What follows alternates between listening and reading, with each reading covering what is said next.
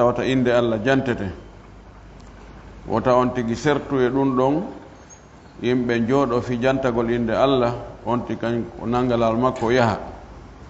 sina hara ko ganto immorgo e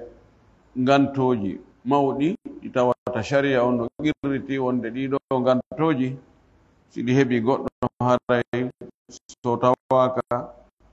tolanɗe ka inde Allah janteteɗon haray himo jaɓana ganto ngo. adno riwaya arno on ko riwaya mo Abu Hurayra filli laɗo sallllahu alaihi wa sallama ɓanginani en wonde Allah no mara malaikaɓe jindoɓe ka laawi hiɓe ɗaɓɓita yimɓe jantatoɓe inde Allah ɓen si ɓe tawi yimɓe no jooɗi no jantade inde Allah ɓe fof ɓe noddodira ɓe inna are haaju mon on ko ɗaɓɓani ɗon kon ko ɗo woni ɓe ara ɓe hettira ɓe gabitanji maɓɓe ɗin ɓe townaɗi ɓe wi waɗi haaɗi hewtoyo ka asama ɗo ga Allah subhanahu wa taala landoɓe himo ɓuri ɓe andude noon ko honɗum ɓe jeyaɓe an woni e wiwde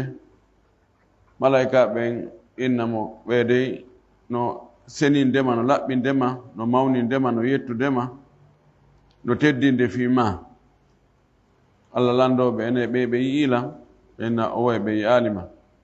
o wiya si tawi noon ɓe yinolan noon hono sikkuno ɗon ɓenna si tawno ɓe yinoma ko ɗon ɓe ɓurayno wakkilade tiiɗugol rewgol ma ngol ko ɗon ɓe ɓurayno ma teddinde ko ɗon ɓe ɓurayno ma seninde laɓɓina. Allah landoɓe ko honɗum woni ko ɓe tori ɓe inna ko ɓe tori ko aljanna. Allah landoɓe ene ɓe yi aljanna ene ɓe yaali Allah wiya ɓe so tawino ɓe yino aljanna ko honno wayno en so tawino ɓe yino aljanna ko ɗon ɓe ɓurayno tiiɗude rerɗugol e aljanna on ɓe ɓurayno tiiɗude e ɗaɓɓugol aljanna on ɓurayno mawnude rerɗugol e aljanna on. o landoɓe ko honɗum ɓe moolimi enna ko ɓe moolima ko yiite Allah subhanahu wa taala inna taw si ɓe yi yiite enna ɓe yaali yiite enna ko honno sikku ɗon si ɓe yino yiite o inna ɓe inna ɓe haray dey si ɓe yiwno yiite ko ɗon ɓe ɓurayno dogude yiite ngel ɓe ɓurayno hulde yiite ngel. Allah subhanahu wa taala inna awa mi seedi ni on wonde min mi yaafike on. malaikajo goo inna kaarino e maɓɓe on ko haaju mum arno o naafi jantagol indal no war ɓeɗo haaju ma ko tun ko jooɗi. Allah subhanahu wa taala inna ko ɓen ko yimɓe ɓe tawata mo jooɗodi e maɓɓe o malkisatake hande kadi. oɗo riwaya en janngimo sikki sakka ari ka riwaya imam Muslim mo weddori ɗo on ɗon janngitoɗenmo inna lillahi no wodani Allah malaikatan malaikaɓe sayyaratan jindoɓe ma en jannginomo jindo malaikaɓe aagoɓe o ɗon itta sayyara otowal ɓay aagay wonde tawa ngal kabelen wonde ngal en ville wonde ngal kindiya wonde fudulan ɓurɓe jogiiɓe ɓural tedduɓe yatatabba'una majalisa dhikri hiɓe jokkita nokkuji ka jooɗa no jante inde Allah ɗon ɓe ɗaɓɓita ɗum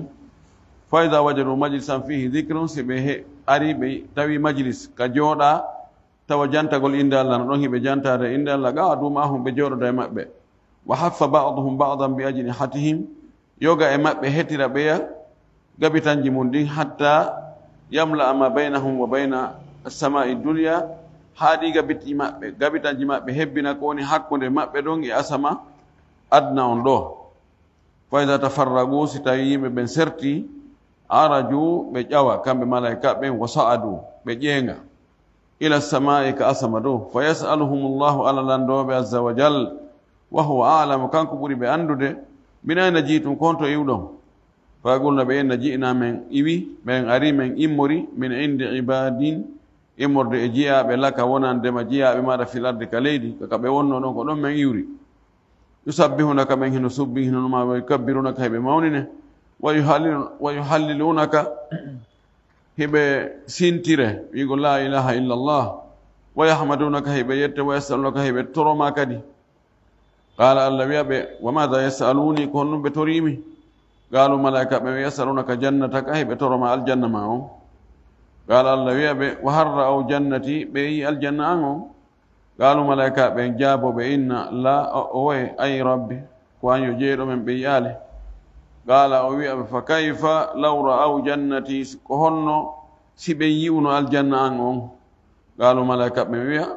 wa yastajirunaka hiɓe moolore kadi hiɓe moolo ma hiɓe fatto ma qala allah landoɓe wa mimma yastajiruni ko honɗum ɓe woni e moolade lan fattade lan qaalu malaika ɓe wiya min naarika ko yiite ma nge ya rab ko an yo jeeɗo qala allah subahana taala wiya wa harra o naari ɓe yiite angen taban ɓe yaali qaalu malaika ɓe la o woya qala allah subahana taala wiya fa kayfa law ra'aw naari ko honno si ɓe yi'uno ge yiite an qaalu malaika ɓe wiya wa yastahfirunaka hiɓe insinoma kadi fa yaqulu allah subahana taala wiya kadi gafartu lahum mi yaafike ɓe wa ataytuhum mi okkiɓe ma sa'alu ko ɓe landi kon ko ɓe tori kon wa ajartuhum mi dandiɓe mimma stajaru ko ɓe mooli kon qala o wi kanko filli ɗon fa yaquluna ɓe wiya kamɓe malaika ɓe rabbi jeyɗo men jeyɗo fihim fulanu no e maɓɓe kaarijo abdun ko jiyaɗo hatta'un heewɗo wadde bakkatuji innama marra an kanko o rewtum fi feƴƴugol kono tawi ɓe jooɗi no kumbi fo jalasa ma o jooɗode maɓɓe fa yaqulu allah subahana taala wiya walahu gafartu ko kanko tikkani mi yaafi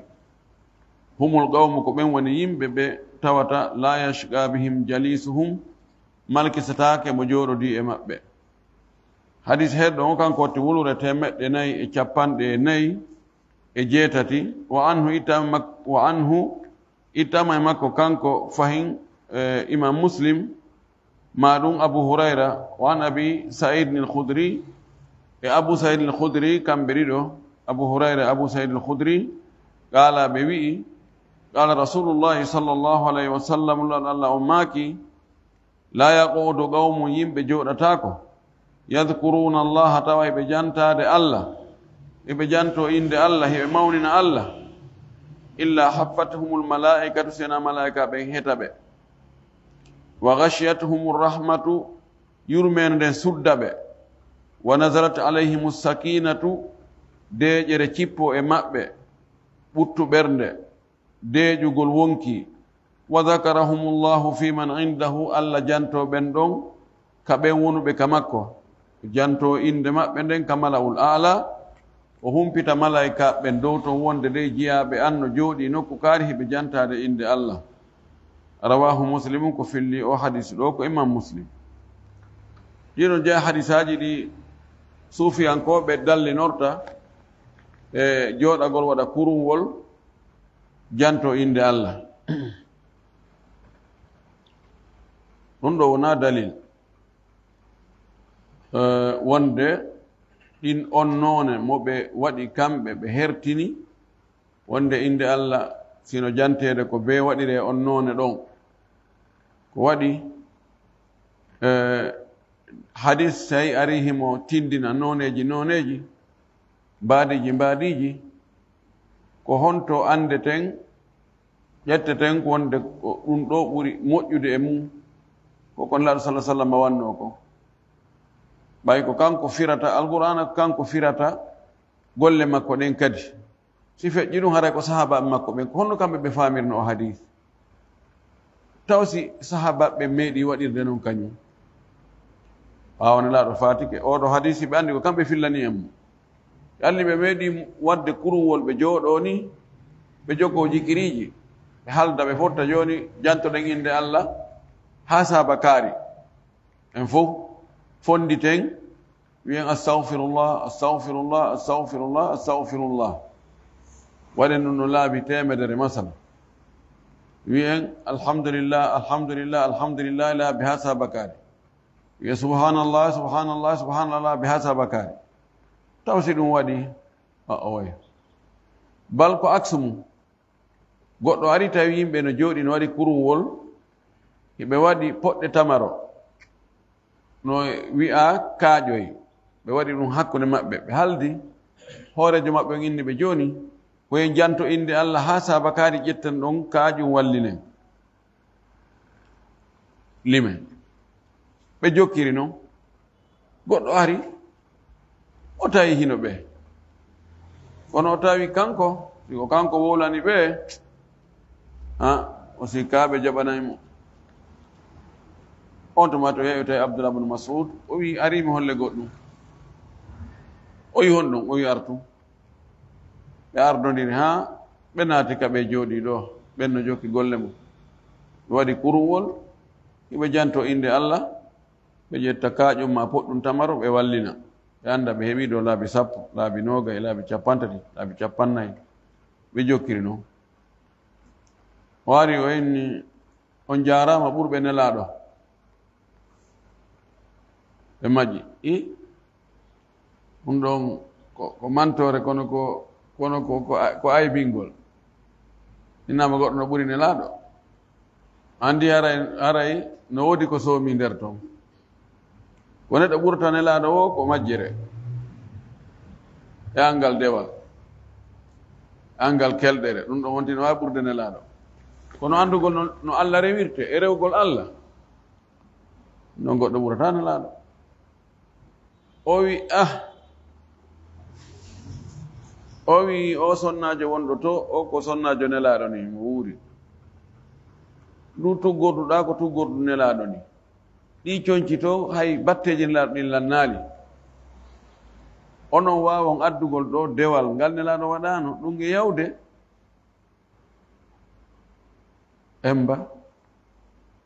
emba fimon no hawni ɓeyni wallahi ma aradna illa hayran wallahi min fandaki ɗo min ɗaɓɓalɗo sina moƴƴere ko moƴƴere min faala ɗo rubba muridi hayrin la yajiduhu o wi no heewi faalaɓe moƴƴere ɓe waɗira hunde sabu moƴƴere kono ɓe heɓata moƴƴere ɗon tawa ko tana ɓe heɓata andu e on no moƴƴi o kono laawol ka rewa ɗon hewtinoy tawon tigi ko faandi ko idan ɗum ɗo na dalil wonde koyen fefindo moƴƴinen mbaadiji e alhaaliji e noneji e sifaji no jantoren inde Allah no nelaɗo waɗirano sahabaɓe makko waɗirano ɗo taho joɗagol jantagol inde Allah ko faanda ɗo sahay siko joɗago janga alquran en jooɗi ke jangintide alquran oɗa janga oɗa heɗo ma goɗɗo heɗano goɗɗo alquran fof alquran ko jantagol inde Allah ɓay jantagol inde Allah ma jantagol Allah ko kala ko andintinte Allah ɓay jantagol andutugol kala ko andintinnuma Allah subhanahu wa ta'ala haray a jantike inde Allah ɗum ɗo jangol alquran no tawa e muɗum ko ɗo telen ka du'aji e ka jantagol inde Allah ko ɗon bide aji ɗi naatiri haa ɗi heewi tew e nder ngesal islamu ngal oɗo hadis o wi rawahu Muslim hadis heɗɗon kanko watti wulure e 149 wa an abi waqidin al-Haris ibn Auf radiyallahu anhu itama abu waqid wiyeteɗo al-Haris ibn Auf Allah weltano sahaba ɓe fof wattidange maɓɓe anna rasulallahi sallallahu alayhi wa sallam baynama huwa jalisun fil masjidi tabiti wonde nelaɗo Allah on tawi yo himo tooli ka juulirde wannasu ma'ahu yimɓe no wonde e makko no tolode e makko ɗon id tun agbala 3 nafarin yimɓe tato yaltiti ɓe fewtiti ɓe yaltiti fa agbala 2 ila rasulillah sallallahu alaihi wasallam ɗiɗo e maɓɓe yaari kanelaɗo woniri ɗon wa dhahaba wahidun goɗɗo go kañum yaari feere fa wagafa ala rasulillahi sallallahu alayhi wa sallam ɓeɗiɗo yaaɓe kanelaɗo wontiri ɗon ɓe dari takko nelaɗo fa amma ahaduhuma amma goɗɗo e ɓen ɗon ɗiɗo fara'a furjatan fil halqati oyi jolkum ka kurunwol ma ka toloduɓe nelaɗo ɓe o yi ɗon jolkum fa jalasa fiha o jooɗi e nden yolde ɗon wa amma al-akharu amma oya fa jalasa khalfan o jooɗi ɓaawo maɓɓe joni fof no jooɗi no hetti nelaɗo Allah nelaɗo no yewtude ɓe ma no waajade ɓe joni oya ari heɓi yolde tawa kañum kadi feppa e maɓɓe o jooɗi o yaari tawi yolde ala jooɗi ɓaawo ɗum woni lasiɗo saare a tawi place ala ɓe a jooɗo ka majlis on hatti ɗon wa amma thalithu amma tammo on fa adbara dhahiban o hucciti ko yahuɗo o huccito nangilal makko yehi falamma faraga rasulullah sallallahu alaihi wasallam nelaɗo gaynuno yewtere mum nden qala o makani ɓe ala ukhbirukum ene mi humpitata on ani thalathati ani nafari thalathati kay ɓeɗo yimɓe tato fi alhaali ɓeɗo yimɓe tato no ɓe wayi non on accatami yeeto on taban ɓe winam meɗen humpa andude o maaki amma ahaduhum amma goɗɗo e maɓɓe fa awa ila llahi o ari o bakike ka allah fa awahu llahu allah baki mo allah werni mo o ari o fattike ka allah allah jaɓi fattu e makko on jaɓi mo werni mo ɗum ko heɓnoɗo yolde nden on jooɗi wa amma al akharu amma o ya ɗimmojo makko on fastahya o hersi fastahya llahu minhu allah hersimo kadi o hersi arugol fongo yimɓe ɓen ɗon o hersi tungo woni ɓaawo allah subahana taala kañum kadi hersimo allah hersugol goɗɗo ko muññanagol mo ko angal nangitirgol mo ellaji ko waɗi wa amma al akharu amma o ya tammo on fa arada on ɗuuri o ari o tawi no place alama imma yawitagol majlis on ma wi ko joni ɓay mi heɓali min place ɗum nangi ala ko joɗɗinanmi ɗo fa arada allahu anhu allah ɗuurimo yani o hucci allah huccimo aman ɗi sifaji igol wa makaru wa makara allahu wallahu khairul makirin fa arada allahu anhu ko eni awsaful muqabala ko yani ko joddi ndin sa waɗi hunde allah yoɓe ko waɗɗo ɗum ɗon fodde yoɓede kon ko ɗum ɗon nanodiri kon e joddi ɗum allah o janfatako yukhadi'una allaha wa huwa khadi'uhum ɗum muqabala ɓe janfike allah ko janfotoɗo ɓe ma wa makaru ɓe ɗayni wa makaru llaha ɓe ɗayni allah ɗayni mana allah yoɓi ɓe joddi ɗaynugol ma allah yoɓi ɓe ɗan joddi janfagol ɗo allah yoɓi ɓe joddi ɗuuriɗo allah ɓeɗo tato ko ni wayi mana si a ari a tawi ka moƴƴere woni sa heɓino corfun no heɓira moƴƴere nden wakkilo an kadi heɓa adili dalwa kama addila an kadi kafo wonde jogude ɗon kadi yehi jogaɗo si tawi ronkike fes bakkitoɗa ɓe wo ko wawɗa heɓude heɓa kono tawi noon min haaju an ala e ɗum ko yimɓe ɓen fof woni ɗaɓɓude kon e moƴƴereji eto an kadi harayiɗa wakkili fi ɗum ɗon muttafaqu alayhi hadis o no fotta sellugol muɗum hadis heɗɗon kanko watti wulure e 450 wa an abi saidin al-khudri radiyallahu anhu ittamo abu saidin al-khudri allah weltanamo qala o wi kharaja muawiya ibn abi sufyan yaltiti radiyallahu anhu yo allah weltanamo ala halqatin fil masjidi e kuruwol yimɓe jooɗiɓe ka juulirde o yaltitota yimɓe no heti ka juulirde fagala o wiɓe ma ajlasakum ko no joɗɗini on ɗo tawi kuruwol yimɓe ɓe jooɗi o landiɓe ko no joɗɗini on ɗo galuɓe inni jalasna meɗen jooɗi ɗo nadkurullah meɗen janto inde allah meɗen jooɗi ɗo mo ɓeeno janto inde allah ɗo ko ɗum joɗɗini men simen iwi ɗo min yehi ka cuuɗi ko sonkugol hakkunde ɓiɓɓe e ɓey nguure e alhaaliji adna simen yahi ka marché kadi kono ɗo noon meɗen weddi ɗo meɗen mo ɓeeno jokki ɗo no janto inde allah ko ɗum joɗɗini men ɗo qala o maki allahuma ajlasakum illa dhalik e mi landora on sabu allah mi wonirna on allah allahu enen mi on wondiri allah joƴƴinaali on ɗo si wona ɗum mana a tahlifuna billahi hiɗon wondira allah ɗum allahu amaraka bi hada allah yamirma ɗum joɗɗinaali on ɗo si wona jantagol inde Allah eɗon waawi wondugol ɗum gaaluɓe ni ma ajlasana illa dhaka joɗɗinaamen ɗo sina ɗum gaala o wii kanko Muawiya amma inni amma min lam astahlifkum mi wondiniraali on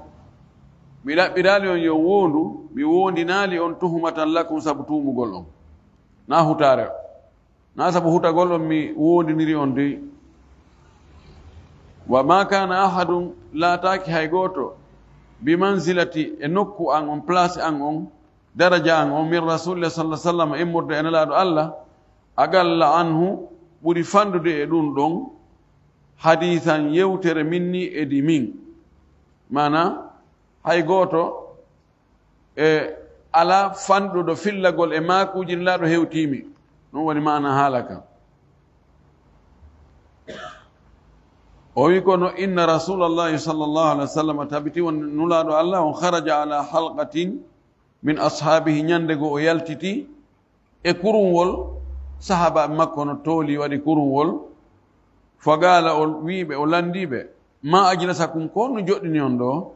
gaaluɓe inni jalasna nadkurullah meɗen jooɗi ɗo meɗen jantade inde Allah wa nahmaduhu meɗen yettamo ala ma hadana lil islami sabu ko o fewniri men l'islam ko wa manna bihi alayna e ko moƴƴi amen ko ɗum men jooɗi ɗo meɗen jantademo meɗen yettudemo sabu o fewnimen e wol islam meɗen andita ɗo majjiyankoyagal ko men wonno e muɗum toñidiro warindiro waɗugol piiji harmuɗi wona yargol beere e waggol zina e wargol wonkiji hoore tooñe jattidiro Allah fewni men e ɗum ɗo o itti men e ɗum fof o addi men e wol islamu ɗo o moƴƴi amen kadi o moƴƴori amen nemaji makko ɗin meɗen anditamo ɗo meɗen yettamo ko ɗum joɗɗini men ɗo gaala nelaɗo maaki allahumma ajlasakum illa dhalik ɗon wondira Allah wonde joɗɗinaali on ɗo si wona ɗum gaaluɓe inni wallahi min wondiri Allah ma ajlasana joɗɗinaali men ɗo illa dhaka si wona ɗum ɗum ɗon pet wona goɗɗum go hunde gaala nelaɗo maaki amma inni amma min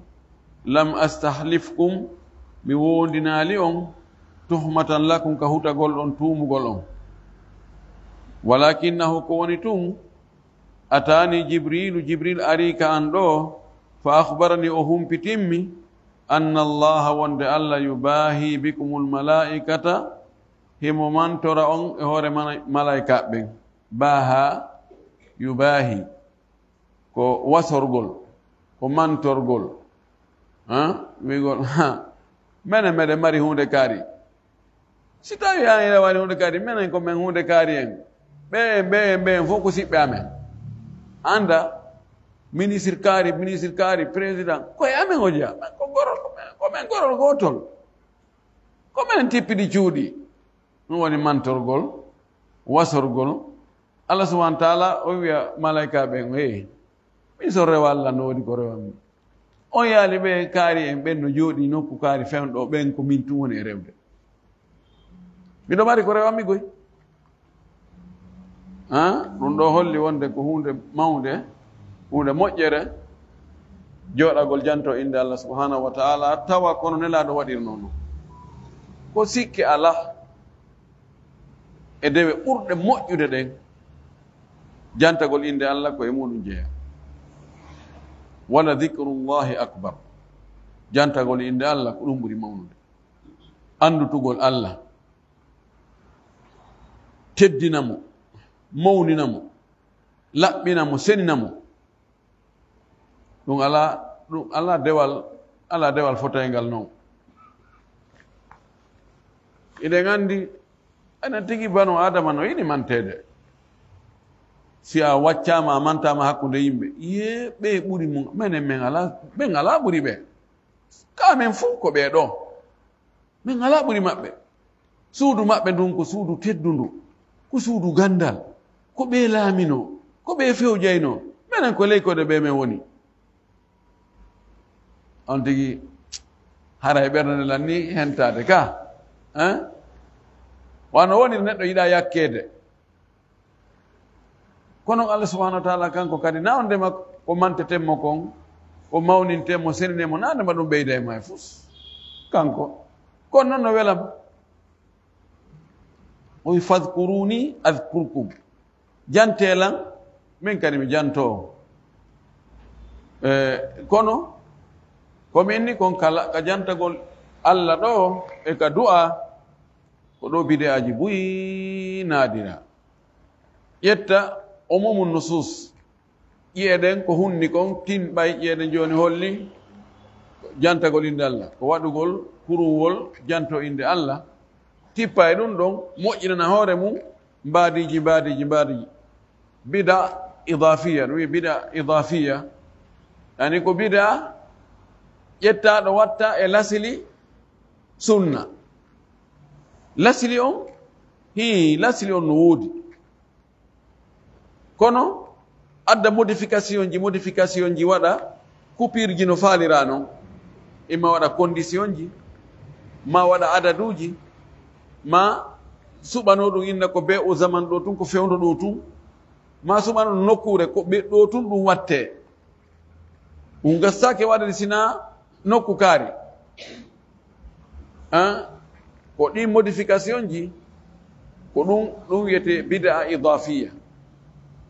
hino lasili on no woodi kono ndi mbaadi ɗo o suura ɗo ɗum ɗo nelaɗo waɗano sahabaɓe nelaɗo waɗano e hoore no newino ka ɓe waɗa si tawi joni koko gastano waɗade fewndo maɓɓe ko impossible on tumati nam inne awa ɗo joni no woodi piiji goɗɗi go enen fewndo ɗi wawɗen wadde moyen ji ko jonni en kon kamɓe ɓe haysi ɓe falno wadde ɗum ɓe wawata wadde ɗum wano waggol ɗi tapiji tawa no waɗi ciifino eɓɓi fof neɗɗo juulowo ka darato ɓeru ɗum ɗo ɓeru juulowo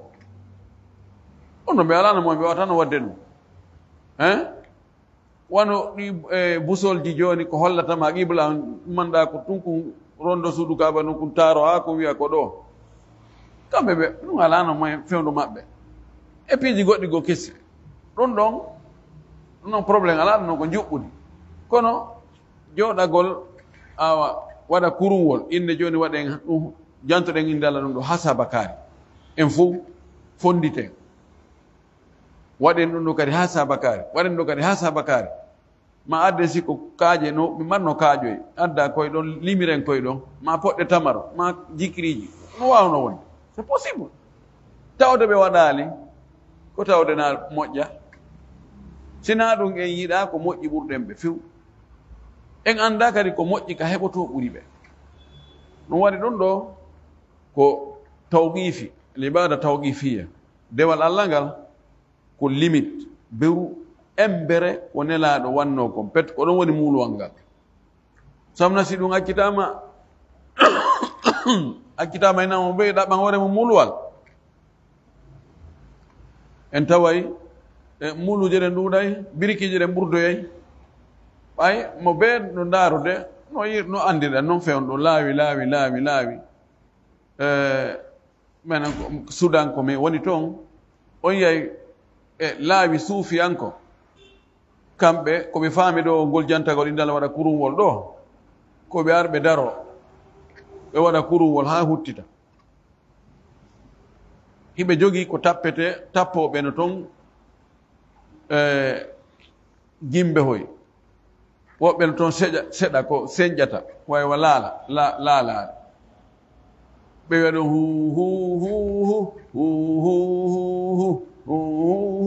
ɓe yaha ɓe ara ɓe fotta hakkunde ɓe yiltito kadi mo ɓe ka wonno ɗo ɓe ara ɓe fotta hakkunde mo ɓe yiltito ka wonno ɗo ma ɓe ama ɓe huccirani e fof ɓe huccirani nde wota ɓe yiltito kadi ɓe fewtira ga sifa ɗum ɓay mi piiji goo toon mi tawno ene jakka suufiyanko yagal ga ko loota ɗum e maaji jeɗɗi saƴƴitoya jaaliba ko ɗum waɗi hiɓe jogii hitande ka ɓe fottata ɗon ka wiyete sajjana ɗon ko festival laawol be ara weeɓita kañum kadi ko honno e noone no jantorta inde Allah tawi halaga sammaniya no ɗo halaga ujaymiya no ɗo halaga gadiriya e halaga tijjaniya kono mi yami tawi ko ka tijaniya ko ɗon sindi ɓen ɗon amugol ala gidi ala ko joɗagol nokku gotu janto e ndella min he jaka ene alhamdulillahi si tawi ɗo mi suɓoto ko tele ɗo ɓeɗon siɓɓe am ɓe ko wallahi ɓayo nandema ko goɗɗo yeetimi si tawi no hara ko goɗɗo wolannomi ɗum goɗɗo no fiɓa wonde ɗum ɗon ko dewal mi hoolatanoko koko guitanɗe mi yiiri ayi ay noone e dewe tawa ɓeynanno ko jantagol inde Allah tawi no ngalɗini wanɗon ni e kurwo monde hara ɓe jooɗi ɓe ɗumanno kamɓe waɗɗon ona yaha yiltito kamɓe mo ɓe ka jooɗi ɗo noon ɓe janngo awraduji maɓɓe wirduji maɓɓe ɗi haa nde wotere waɗi kurwol goɗɗo hawtoyo daro nde wotere waɗa katumbere kurwol waɗa firi haa nde wotere wiyoya wup fitino ɗon haa nde wotere hawto jooɗo wa inna uridat alayya silsilatul malaikati silsilatul nabiyina kan silsilatul nabiyina min ladun adama ila muhammadin wa kulluhum yaqrauna alaykum salama wa inna awa annabaɓe goro goccowol annabaɓen ɓe fopp maɓɓe ɓorde adama ha heeɓi muhammad ɓe fopp ɓe rewi yeeso an ɗo ɓe feƴƴi ɓe weeɓitanama lan ɗo ɓe fof ɓe hiwro on lando sitana ala ɓe salmina on fopp ina iskin ono sa wonnama ɗum ɗo a wiyayi piiji go a wiyayi ɗum ko hayal wiyano ko halaga gadiriya en subhanallah wala sifade idan ko ɗum waɗi si tawi en tawi en na nelaɗo mulwal nelaɗo ngal mulirɗen ko minni ko birikije men e ɓurday jiɓo to moƴƴi yani dewal ɗum ɗo sahabaɓe jangiɗi hadisaji kamɓe fillani en joni ndaray ko honno kamɓe ɓe jantonno inde Allah ay ɓe jantino inde Allah no winda kadi waɗen ɗum har helanni en ɓuttini kono simo ɓeewi moƴƴinana hoore muɗum no jogi usine hum ka moƴƴinta no inde Allah jantorte usine ji men ɗi na gooti ko yaltinoen en ko garay no serti ha en toriki Allah subahanahu wa taala yo Allah tabintingen e sunna ko nelaɗo wonno e mum ko torki Allah ta ɗaynowo ɗayno en Allah dandu en ɗaynede e ɗaynugol e jamfede e jamfagol yo Allah hawrin en e sawaba on tigi ko fiɗi kon ko hawrodiri e ko Allah yiɗi kon ɓay kanko mo wawi ɗum tawa ko watta kon ka dewal koko o faala kon tigi tigi en torki Allah yo waɗan en ɗum hara na foññe colli jogiɗen hara ko foññe kon tigi tigi kono foññe colli wonde no nanda koyi wallahi ko pirata e original wonde a ronka senidirde faux billet e vrai billet wonde sina a seeɓi guite ma de moƴƴi ma heɓo ala hon ko sendidira ayna yeɗo ɗo ko gotum ni ko ɗum hakkude bida on e sunna on nokki e ligo o tawayno ɓattu no nandi si wona Allah okki gandal seeɓugal okkuma hikma okkuma tawfiq ayna noon ɗum ɗo ala ko sendi ɗum ɗo ɗum ko gotum tawa no serti fes torki Allah moƴƴo e meɗen Allah faami e dina kam faamo selluɗo aska en kadi gollitirgol ko joɓane ko onne golde kon wa akhiru da'wana anil hamdulillahi rabbil alamin wa sallallahu wa sallam wa baraka ala nabiyyihi al amin